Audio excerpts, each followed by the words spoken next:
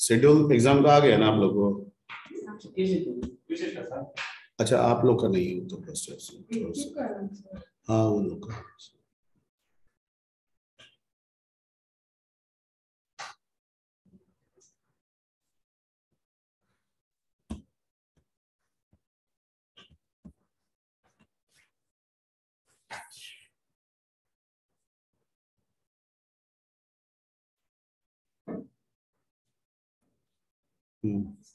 कहाँ तक हम लोग लास्ट किए थे? हाँ, रूल्स हो गया था, नहीं हुआ था। मेमोरी मैप हो गया था, मेमोरी मैप हो गया था, ठीक है। और भेजना भी है पीडीएफ, है ना, वही करवा लीजिएगा, ठीक है।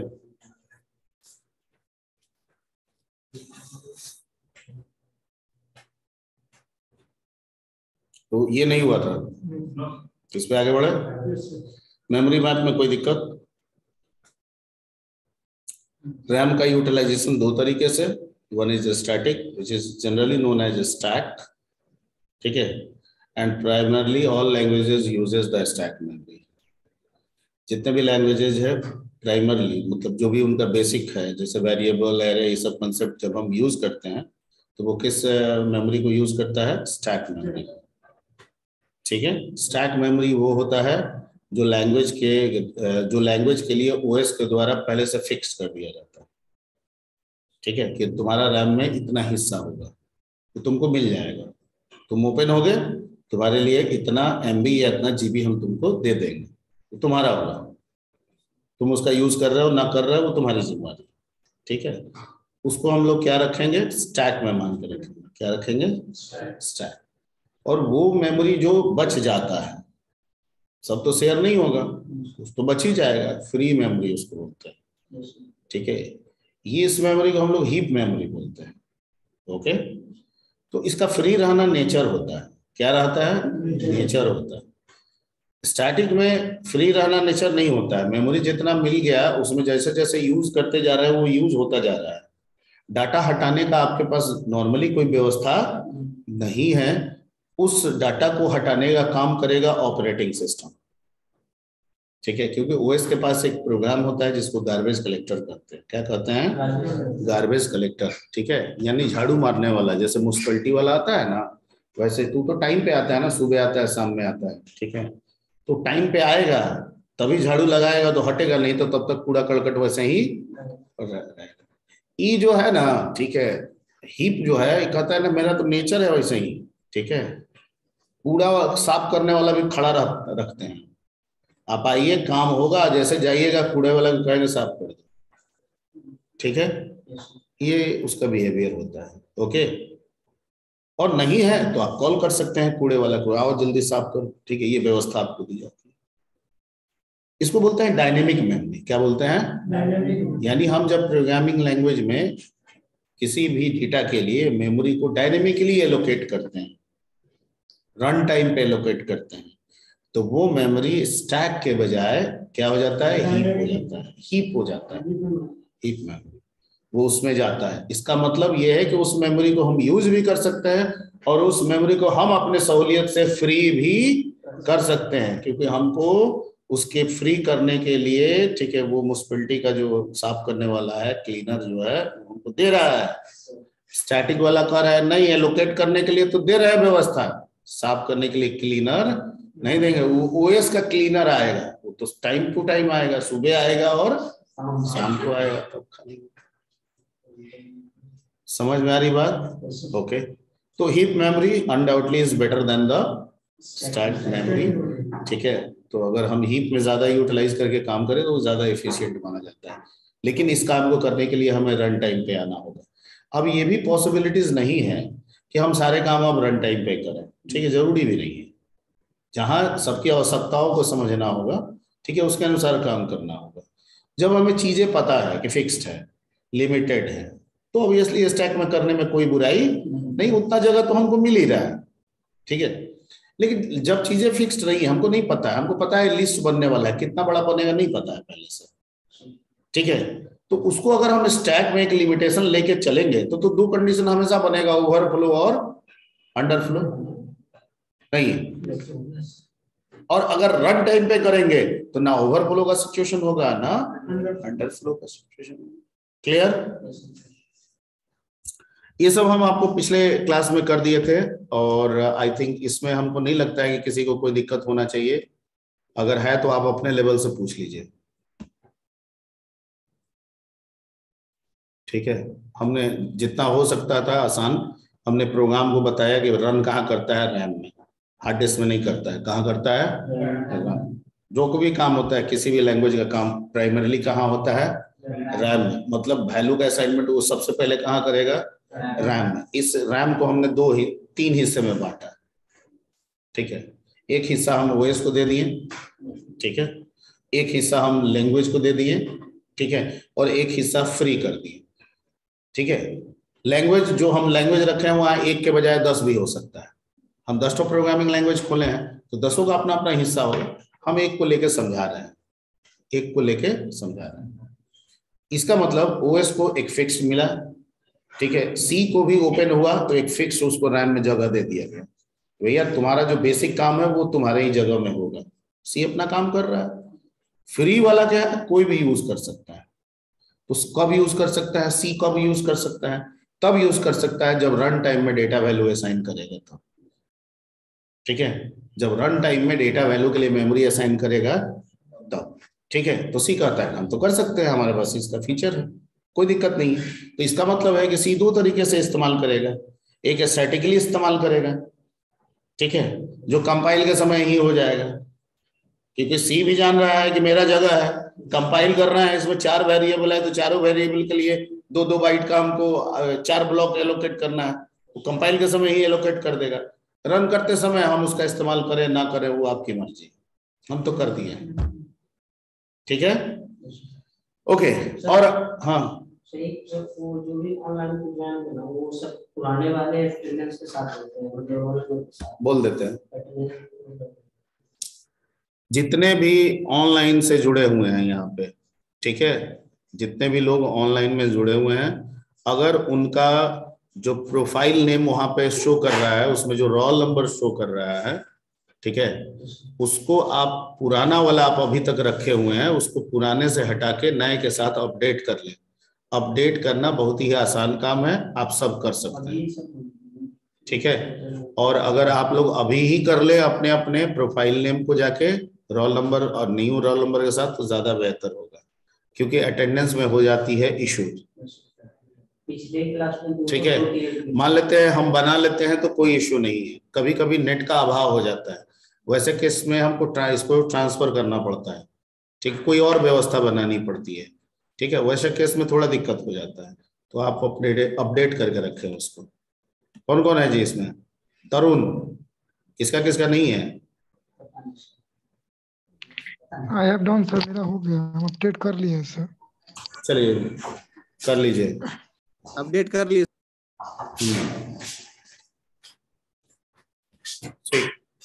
दूसरा एक चीज और कि अगर क्लास 3 बजे है, ठीक है, तो 10 मिनट 5 मिनट तक का ये है, आधा आधा घंटा के बाद आइएगा, आपको अब परमिशन नहीं मिलेगा। ठीक है, क्लास के बाहर कर दिया जाएगा, मतलब बाहर ही रखा जाएगा, फिर अगले क्लास में आप ज्वाइन कर सकते हैं। Clear? Okay, and the same thing apply with the online too. ठीक है, ऑनलाइन में 2 मिनट हम ज्यादा कर सकते हैं क्योंकि ये इशू हो सकता है, लेकिन रोज डाटा का इशू नहीं होता है। ठीक, तो ये थोड़ा सा दिमाग में रखने का है। ये नहीं है कि 3 बजे क्लास है 3:30 हो गया तो चलो कोई बात नहीं है। ओके,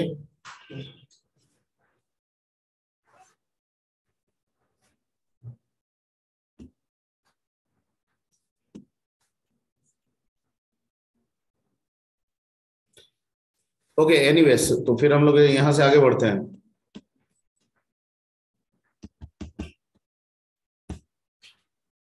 नेट स्लो चल रहा है।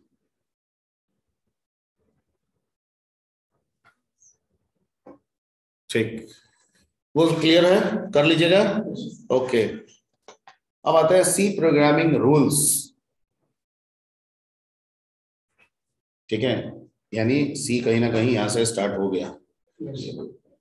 ठीक, सी जो अभी तक जाने, ये तो पता चल गया कि सी हाई लेवल है, थर्ड जनरेशन का लैंग्वेज है, लो लेवल रखता है इसलिए मिडिल लेवल भी है, ठीक है, मेनली मिडिल लेवल ही है। ओके, सी एक स्ट्रक्चरल लैंग्वेज है, इसके पहले भी बताए थे, स्ट्रक्चरल और नॉन स्ट्रक्चरल बताए थे, ठीक है। इसमें फॉर लूप होता है, फंक्शन का कंसेप्ट है, ओके, डेटा ऑर्गेनाइजेशन का कंसेप्ट है, that's why we can say that it is a structure.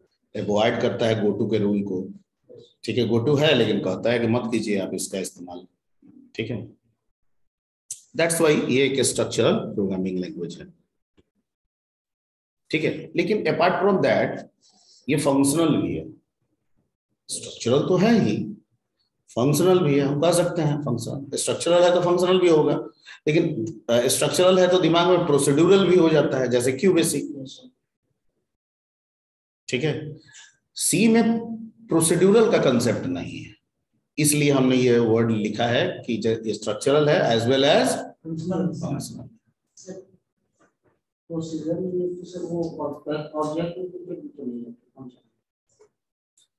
Object oriented is a kind of new technologies to define the things, ठीक है, वहां चीजों को डिफाइन करने के अनुसार उसको लेके चल रहे हैं। यहाँ फंक्शन और प्रोसीजर का कंसेप्ट जो है वो चीजों को डिवाइड करने को लेके चल रहे हैं, यानी डिवाइड से आसान बनाने को लेके चल रहा है, मॉडलिंग के बारे में नहीं सोच रहे हैं।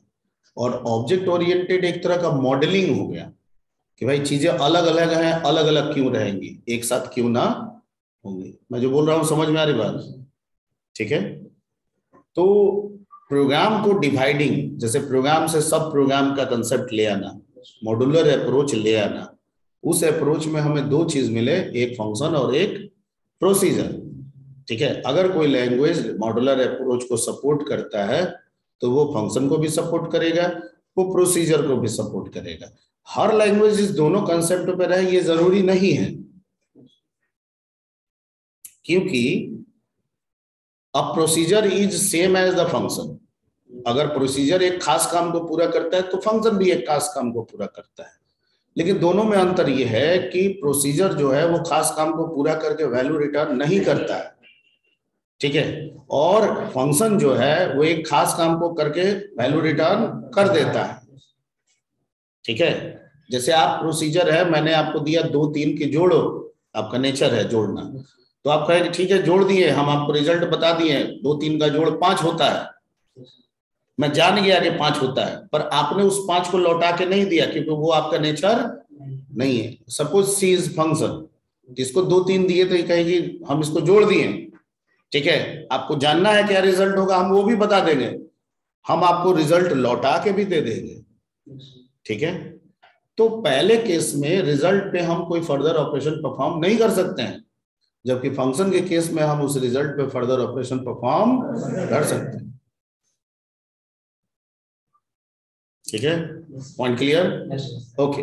दूसरा ये था, पहले भी बताए थे क्यू बेसिक में, कि a procedure can't be a function but a function can be a procedure, may be a procedure, sorry, एक function may be a procedure. एक प्रोसीजर को फंक्शन नहीं बना सकते हैं क्योंकि वो नेचर है, नहीं करेंगे रिटर्न। अब फंक्शन का बाय डिफॉल्ट नेचर क्या है, रिटर्न करेंगे, लेकिन हम उसको रोक सकते हैं कि तुम रिटर्न कर रहे हो ना, हम तुमको रोक रहे हैं, रोकने की कुछ व्यवस्था देंगे उसको, ठीक है, तो वो अपने रिटर्न की जगह पे उस व्यवस्था को रखेगा और रिटर्न करने के बजाय वो रिटर्न नहीं करेगा। इसका मतलब क्या हुआ कि एक फंक्शन को हम एक प्रोसीजर जैसा बना देना, ठीक है। अब जितने भी लैंग्वेजेस मिले वो या तो इस दोनों कंसेप्ट को फॉलो करके आए या नॉर्मली वो फंक्शन के कंसेप्ट पे आए।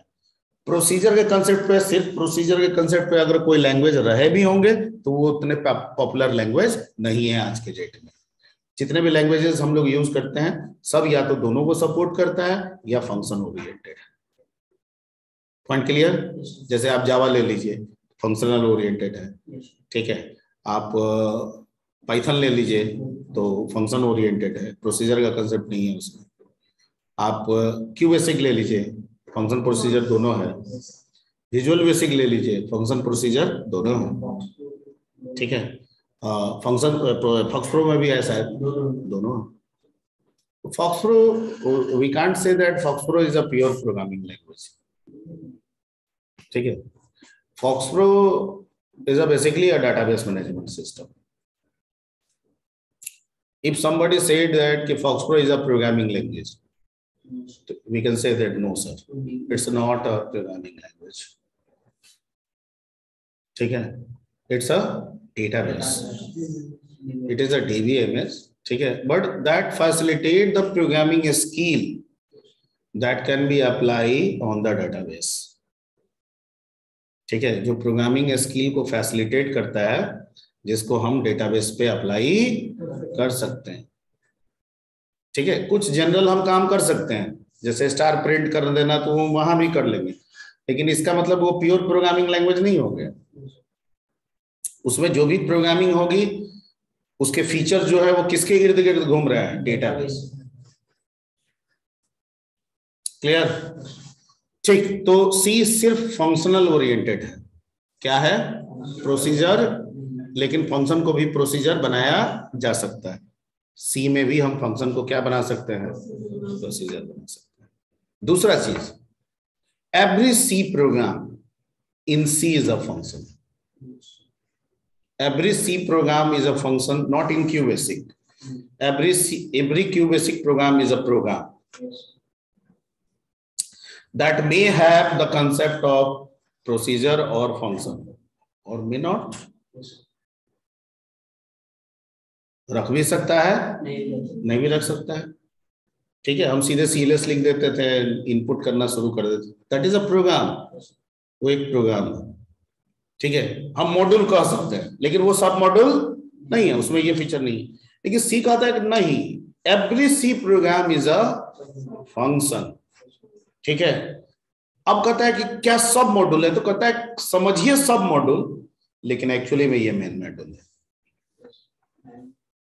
यानी ये एक ऐसा फंक्शन होगा जो सारे फंक्शन को अपने साथ यूज करेगा. ठीक है, मैं 1 मिनट में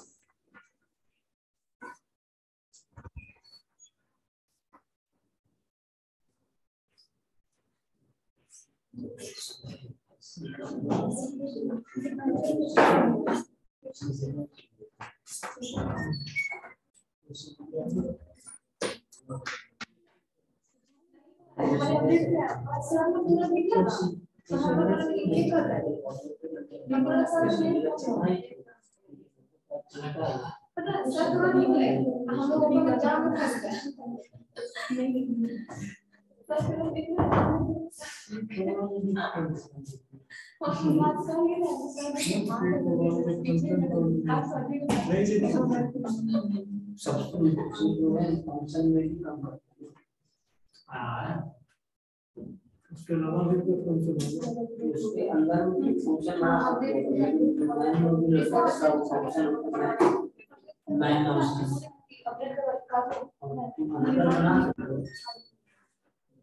हाँ जी. तो सी क्या है? सब एक फंक्शन है और उसका नाम क्या है? मेन. कौन उठ गए? कहाँ गए? यहाँ गए? कहाँ गए?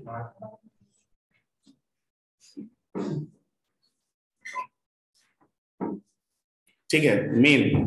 अब इसका नाम मेन जो है MAIN, fixed. We can't change it, क्योंकि हमारा सी जब रन करने आता है तो सिर्फ एक ही फंक्शन को जानता है, उसका नाम है मेन. ठीक है, कहता है कि बाय डिफॉल्ट मैं इसी के पास आऊंगा. हाँ, अब ये कहीं कहीं हमको भेजे तो वो अलग बात है. मान लीजिए आपने 10 फंक्शन बनाया, ऐड बनाया, सबट्रैक्ट बनाया, मल्टीप्लाई बनाया, एवरेज बनाया. अब मेन कहे कि एवरेज के पास जाओ, तो जाएंगे, वो कंपाइलर कह रहा है. लेकिन बाय डिफॉल्ट हम रन करते समय हमको सिर्फ एक ही फंक्शन प्रोग्राम के अंदर चाहिए. कौन? मेन. हम जाएंगे मेन के पास. अब मेन जैसे जैसे हमको गाइड करेगा वैसे वैसे हम काम करेंगे. Point clear? ठीक है, तो प्रोग्राम में और कुछ हो चाहे ना हो, अगर सी में हम एक प्रोग्राम बना रहे हैं तो और कुछ हो चाहे ना हो, मेन होना चाहिए. वो सब बात की बात है. पहले जो बैठा रहा है दिमाग में बैठ रहा है. हाँ, ओके. क्या समझे इस पॉइंट से? और कुछ हो चाहे ना हो, मेन होना चाहिए। ये पॉइंट बढ़ गया। चलिए नेक्स्ट, ब्लॉक के बारे में चर्चा क्यू बेसिक में भी किए थे कि ब्लॉक का मतलब होता है सेट ऑफ स्टेटमेंट्स, एक सर्टेन सेट ऑफ स्टेटमेंट्स जो एक स्पेसिफिक काम करे। वो एक फंक्शन के रूप में भी हो सकता है, एक प्रोसीजर के रूप में भी हो सकता है, एक लूप के भी रूप में हो सकता है, एक इफ के भी रूप में हो सकता है। ठीक है, एक ब्लॉक के रूप में भी सेपरेटली हो सकता है, क्यू बेसिक में नहीं था, सी में होता है। क्लियर? मतलब ब्लॉक मतलब हमारा दिमाग में खट से क्या जाना चाहिए? फंक्शन, प्रोसीजर, लूप, इफ, ये सब क्या है? ब्लॉक। ठीक है, तो क्यू बेसिक में जो हम लोग ब्लॉक पढ़े थे, ब्लॉक बनाना, उसमें हर एक ब्लॉक का अपना स्टार्ट है तो एक एंड वर्ड होता है।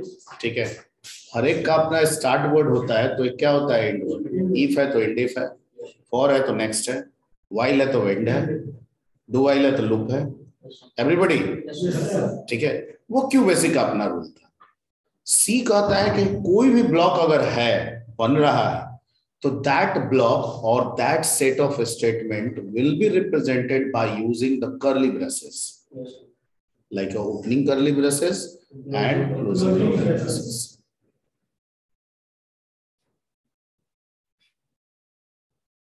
ठीक है, इसके अंदर जो भी स्टेटमेंट लिख देंगे ब्लॉक हो जाएगा। क्या हो जाएगा? ठीक, तो इसको बताने के लिए हमने थोड़ा सा नीचे में, मतलब ब्लॉक अगर हम कर रहे हैं तो ओपनिंग और क्लोजिंग के बीच में जो भी स्टेटमेंट डालना है वो डाल देंगे। अब जिस प्रोग्राम को हम फंक्शन कह रहे हैं और उसका नाम मेन है, वो भी तो अपने आप में एक ब्लॉक ही होगा। ये अलग बात है, वो कह रहा है कि मैं मेन ब्लॉक हूं, मेरे अंदर सब ब्लॉक बहुत सारे हैं, दैट्स अदर थिंग्स, पर है तो ब्लॉक। तो वो भी कहता है कि मेरा स्टार्ट कैसे होगा? ओपनिंग से, और मेरा क्लोज कैसे होगा? क्लोजिंग से, और बीच में जो कुछ भी आपको काम करना है वो स्टेटमेंट आपका। एवरीबॉडी? ठीक, okay. Third point, every statement in C written in small case letter. Q basic में ऐसा नहीं था, एडिटर कर देता था कैपिटल स्मॉल, वो अलग का चीज था। क्यू बेसिक में कोई रूल नहीं है। क्यू बेसिक में आप कैपिटल टाइप कीजिए, स्मॉल टाइप कीजिए, सब वैलिड है। था? यस या नो? सी में ऐसा नहीं है, केस सेंसिटिव है और स्मॉल लेटर में लिखना होगा। ठीक है, 9 वैसे 100% तो बोला जाता है कि स्मॉल ही लेटर में है, लेकिन मैं थोड़ा सा आपको डेप्थ में लेके चलूं। इसका मतलब ये नहीं है कि 100% स्मॉल लेटर में होगा। कुछ 2-4 वर्ड्स ऐसे सी में भी मिलते हैं, 2-4 वर्ड्स, नॉट 20-25 वर्ड्स। कितने? 2-4 वर्ड्स जो आगे हम लोग जान भी लेंगे, मिलते हैं जो कैपिटल लेटर में होते हैं। कैसे होते हैं? Capital letter. ठीक है, तो ऐसा मान के चलें कि 99% स्टेटमेंट हमारा किस में जाएगा? क्लियर? ठीक है, अगर हम प्राइमरली इसको 100% भी समझें अभी तो कोई गलत नहीं है। सिर्फ इस बात का ध्यान में रखना है कि 2-4 वर्ड भी हो सकता है कैपिटल, वो बाद में हम लोग जानेंगे। हर स्टेटमेंट, ठीक है, अपने आप को एंड करेगा किसके साथ? सेमीकोलन के साथ, क्योंकि मिडिल लेवल है ना। क्यू बेसिक में ऐसा नहीं था, एक स्टेटमेंट एंटर करके दूसरा लिख दिए तो पहला खत्म दूसरा स्टार्ट। ठीक है, ओके, क्योंकि वो हाई लेवल में आता था। ये सी हाई लेवल में तो है नहीं, सी को किस में रखें? Middle level. ये कह रहा है कि अभी भी हम असेंबली का चीज छोड़े नहीं है, हाई लेवल भी लेके चल रहा है, लेकिन असेंबली का भी कुछ कुछ चीज जोड़ दिए हैं। ठीक है, ये कह रहा है कि जो स्टेटमेंट लिख रहे हैं वो तो ठीक है, लेकिन हमारा कंपाइलर उस एक स्टेटमेंट की एंडिंग जब तक सेमीकोलन नहीं देखेगा नहीं मानेगा। अगर सेमीकोलन नहीं है तो उसके बाद वाला स्टेटमेंट भी उसी में जोड़ के देखने लगेगा।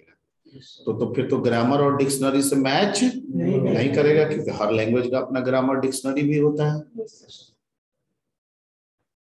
ठीक है, तो उसके साथ मैच नहीं करेगा, सिंटेक्स एरर दिखाएगा, लॉजिकल एरर दिखाएगा, इस तरह के कुछ एरर्स आएंगे। एवरीबॉडी? तो हर एक स्टेटमेंट के लास्ट में क्या लगा देंगे? ठीक है, ओके। जो प्रोग्राम या मॉड्यूल या ब्लॉक या फंक्शन या लूप, ठीक है, कि जो स्टेटमेंट्स हैं that can be written in both manner, ठीक है, such as horizontal, vertical and mixed manner. तीसरा भी डाल सकते हैं क्या, एंड मिक्स्ड मैनर, मतलब हॉरिजॉन्टल वर्टिकल दोनों। क्यू बेसिक में हम लोग अमूमन ऐसा नहीं किए थे, ठीक है, उसमें सब हम लोग रो वाइज लिखे थे, दैट इज कॉल्ड हॉरिजॉन्टली, और अगर एक स्टेटमेंट के बाद दूसरा लिखते हैं, दूसरे के बाद तीसरा लिखते हैं, दिस इज कॉल्ड वर्टिकल। नहीं, एक स्टेटमेंट लिखे हैं, इसके बाद दूसरा लिख दिए, इसके बाद तीसरा लिख दिए, तो हो गया हॉरिजॉन्टल, सॉरी वर्टिकल, 2 3, ठीक है। लेकिन हम लिख रहे हैं एक लाइन, फिर लिख रहे हैं 2 लाइन, फिर लिख रहे हैं तीसरा लाइन, तो ये क्या है, हॉरिजॉन्टल। अरे वर्टिकल खड़ा खड़ा ऐसे चले, ऐसे दिखाइए, ठीक है। तो ये कह रहा है कि जैसे मर्जी वैसे लिखिए, ठीक है।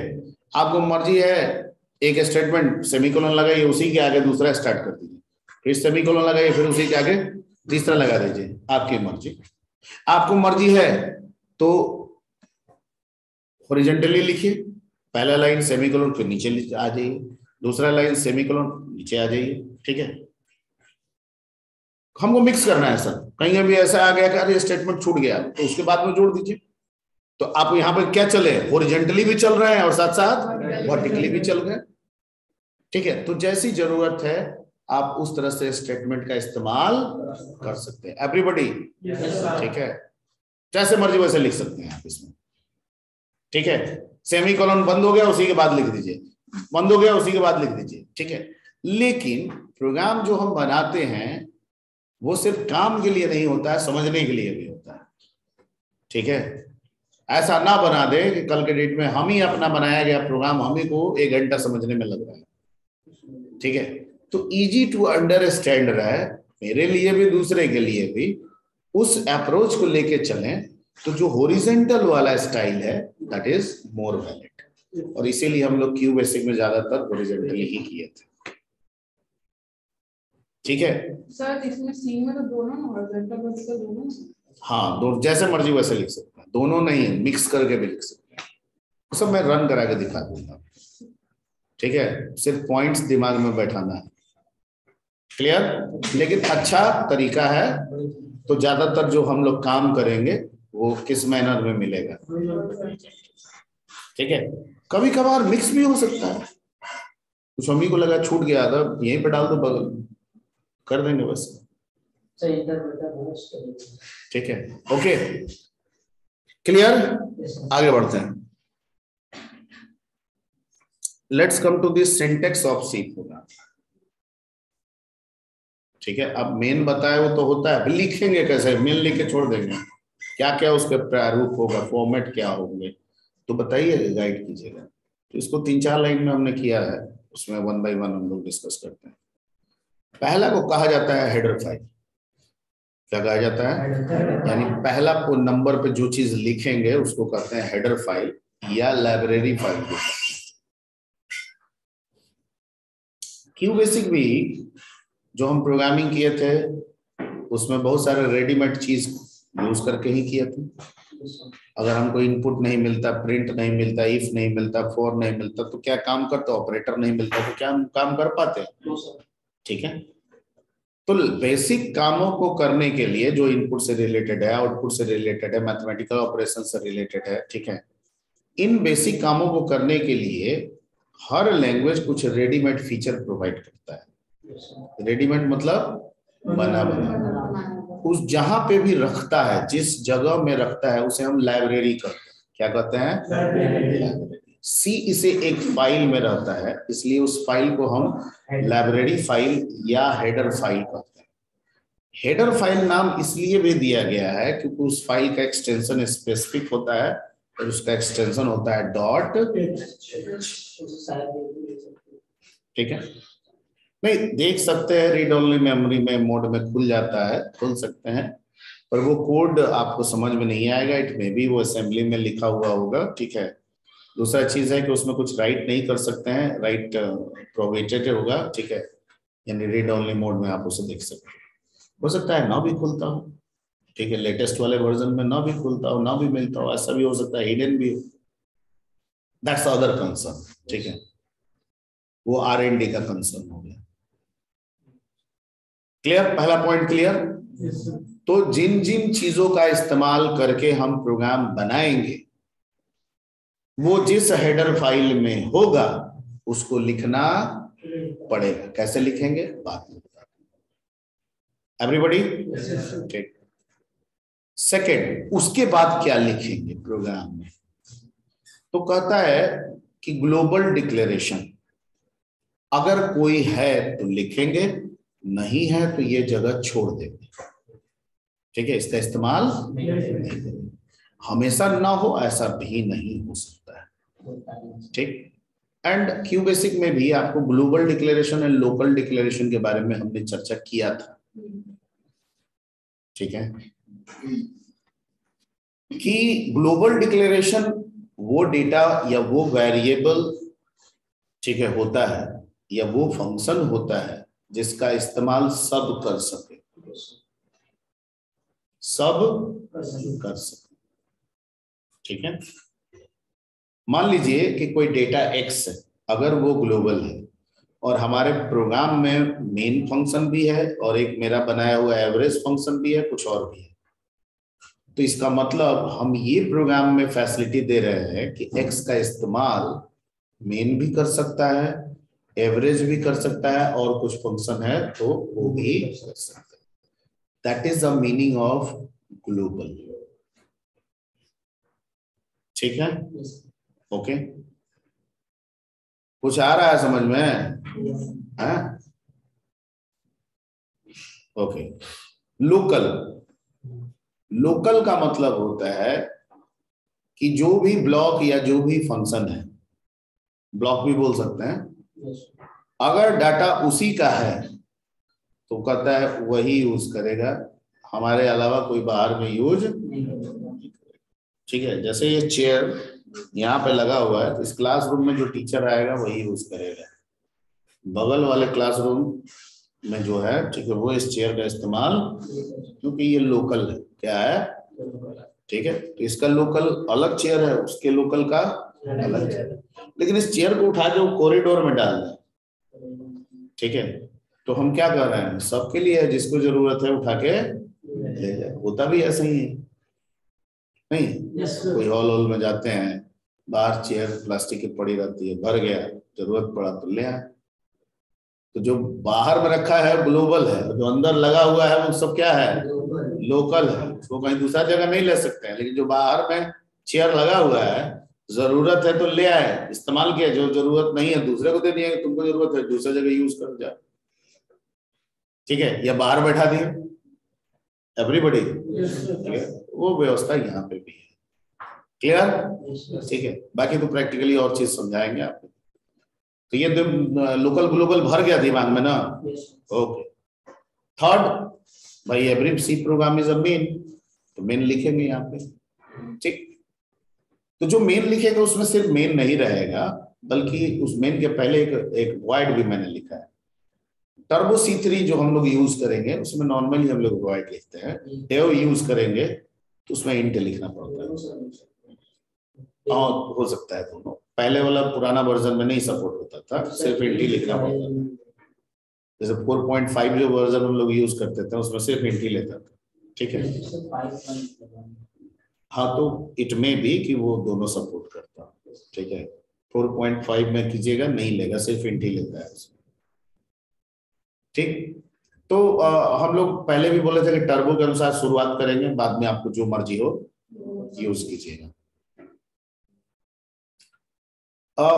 वॉइड इसलिए अमूमन लेके चलते हैं, ठीक है, क्योंकि मेन ही जब प्रोग्राम है तो प्रोग्राम तो काम ना करेगा, काम करके दिखाएगा, इसको रिटर्न क्या करने की जरूरत है, तो जब ये प्रोग्राम ही है तो ये किसको रिटर्न करके भेजेगा, ठीक है, नहीं। कभी कभी से कभी कभी पढ़ता है, तो समझना है, इसीलिए तो बोल रहे हैं। ठीक है, अगला पॉइंट बने पूरा बात पहले सुन लीजिएगा। अगर हम अपने अनुसार समझें तो हमारे अनुसार तो यही जा रहा है कि हम प्रोग्राम बना रहे हैं, प्रोग्राम बना रहे हैं तो आउटपुट चाहिए, काम हो गया, हमको किसको रिटर्न करना है जब हम प्रोग्राम ही है तो। ठीक है, तो नॉर्मली ये वॉइड रहेगा। ठीक है, लेकिन जब सी आपको हिस्ट्री बता रहे थे तो सी में हम आपको ये थोड़ी कहे कि खाली एप्लीकेशन का काम करेंगे, ज्यादातर तो ये बेहतर सिस्टम के लिए है। तो सिस्टम में है तो लिंकर बनाएंगे, ठीक है, लोडर बनाएंगे, कंपाइलर बनाएंगे, इंटरप्रेटर बनाएंगे, ऑपरेटिंग सिस्टम बनाएंगे। ठीक है, तो मैं एक प्रोग्राम हूं और जब मैं इनको कॉल करूंगा किसी खास काम के लिए तो ये काम तो करेंगे, पर काम करने के बाद हमको बताएंगे ना कि काम हुआ कि नहीं हुआ। हो सकता है इनको हम मेमोरी रिजर्व करने के लिए भेजें और गए मेमोरी रिजर्व करने, देखे कि जगह ही नहीं है जितनी जरूरत है उतना। ठीक है, तो हमको बताना पड़ेगा ना जी कि है कि नहीं है। तो ऐसे केस में हम यहाँ वॉइड हटा के कुछ और डाटा टाइप का इस्तेमाल कर सकते हैं, इंट भी कर सकते हैं। ठीक है, ओके। लेकिन एक सिंगल एप्लीकेशन के लिए जो हम काम करते हैं उसके लिए हम यहाँ वॉइड लिख दें, हम यहाँ इंट लिख दें, उससे कोई विशेष फर्क पड़ने वाला नहीं। ठीक है, लेकिन जब हम ऑपरेटिंग सिस्टम बनाएंगे, कंपाइलर बनाएंगे, इंटरप्रेटर बनाएंगे इसी सी में रहते हुए, तब तो पड़ेगा फर्क। ठीक है, तब तो हम हर एक फाइल को दूसरे फाइल से लिंक ना करेंगे। तुम रन कर जाओ और तुम उसको लौटा के दो वैल्यू, ठीक है, तुम दे दिए 1 तो वो समझ गया कि तुम्हारा काम हो चुका है तो वो आगे के कामों को करेगा। ठीक है, तुम दे दोगे 0 तो समझेगा तुम्हारा काम नहीं हुआ है, नहीं हुआ है तो वो वजह जानेगा, दूसरे कामों को प्रमोट करेगा। मैं जो बोल रहा हूं समझ में आ रही बात? क्लियर? ठीक है, तो अमूमन हम लोग टर्बो में वॉइड लेके ही चलेंगे। ठीक है, जरूरत पड़ेगा तो हम यहाँ पे इंट वगैरह करेंगे, और जो हमारा सिलेबस है वो अप्लाइड है, सिस्टम साइड में जाता नहीं है, इसलिए ऐसा कोई जरूरत पड़ने वाला नहीं। क्लियर? ठीक? ठीक नहीं? ठीक, ओके। मेन एक ब्लॉक है तो चौथा नंबर में चला गया, उसका क्या? Opening braces. ठीक है, बीच में उसके जो भी काम करना है, और एवरेज बनाने का प्रोग्राम बना रहा है तो सब स्टेटमेंट उसमें लिखिएगा। एरिया ऑफ ट्रायंगल निकालने का काम कर रहा है सब उसमें जाएगा। ठीक है, लास्ट में प्रोग्राम जब अंत होता है टर्बो के लिए, दूसरे के लिए नहीं, टर्बो के लिए, तो एक गेट ch लगाना पड़ता है। गेट ch फंक्शन है। ठीक है, गेट ch सी का फंक्शन है। क्यों लगाना पड़ता है? नहीं लगाएगा प्रोग्राम तो हो गया, ऊपर का 3 लाइन दिए हो गया, गेट ch क्यों लगाइएगा? झूठ मूठ का क्यों बता रहे हैं? ठीक है, नहीं भी लगाएंगे। यहां लगाना इसलिए जरूरी है कि हम जिस सी को यूज करते हैं वो डॉस का है। हम सी को रन कराते हैं किस इन्वायरमेंट में कराते हैं? डॉस में। हमारे लिए डॉस इन्वायरमेंट बनाता कौन है? जो इसके साथ डॉस बॉक्स आता है, बताए थे। तो बना तो देता है, पर एक्चुअली में हमारा ऑपरेटिंग सिस्टम कौन रहता है? विंडो। जब हम रन कराएंगे तो सी ले जाएगा डॉस बॉक्स के सहारे डॉस में, आउटपुट दे देगा, और विंडो कहेगा यहाँ तुम्हें हम रहने ही नहीं देंगे, तुम बैक के होके किस में जाओ? विंडो में। तो जो एक्चुअल आउटपुट है वो आपको दिख नहीं पाएगा, और दिखने के लिए बार बार आपको एक शॉर्टकट इस्तेमाल करना होगा, Alt F5। क्या करना होगा? Alt F5। तो ये तो कॉम्प्लेक्स हो गया ना, नहीं हर बार आउटपुट के लिए। ठीक है, तो हम चाहते हैं कि जब डॉस में जाए ना तो रुक जाए। क्या हो जाए? रुक जाए, पॉज हो जाए। ठीक है, तो लगा दिए गेट ch। क्या ये पॉज करने का काम करता है? नहीं करता है, लॉजिकली पॉज किए। ठीक है, इसका मतलब होता है कि एक कैरेक्टर लेना, तो पॉज इसलिए है कि आपके उस एक कैरेक्टर के लिए वेट में है कि कोई की दबाए कि हम उस कैरेक्टर को एक्सेप्ट करके खत्म हो जाए। ठीक है, तो इसलिए इसको लगा देते हैं। इसकी जरूरत सिर्फ और सिर्फ टर्बो में है, टैब में नहीं है, और भी जो VS कोड वगैरह यूज करते हैं उसमें जरूरत नहीं है। तो अगर आप उसका इस्तेमाल कर रहे हैं तो मत लगाइएगा प्रोग्राम। ठीक है, लेकिन अगर टर्बो का इस्तेमाल कर रहे हैं तो गेट ch देना पड़ेगा। उसके बाद क्लोजिंग ब्लॉक को आप क्लोज कीजिए, ठीक है। इसके बाद तो कुछ नहीं किए थे, यही तो फाइनल रहा था। हाँ, कमेंट इसमें सिंगल लाइन मल्टी लाइन दोनों कमेंट्स होते हैं, ठीक है। जैसे पाइथन में क्यूबेसिक में तो सिंगल लाइन था, रैम था ना, रैम और सिंगल कोट था। इसमें डबल स्लैश से सिंगल लाइन होता है, ठीक है, और स्लैश स्टार स्टार स्लैश से मल्टी लाइन होता है, वो आपको बता देंगे। क्लियर? ठीक है। पाइथन में हैशटैग से सिंगल लाइन होता है, ट्रिपल सिंगल कोट से मल्टी लाइन,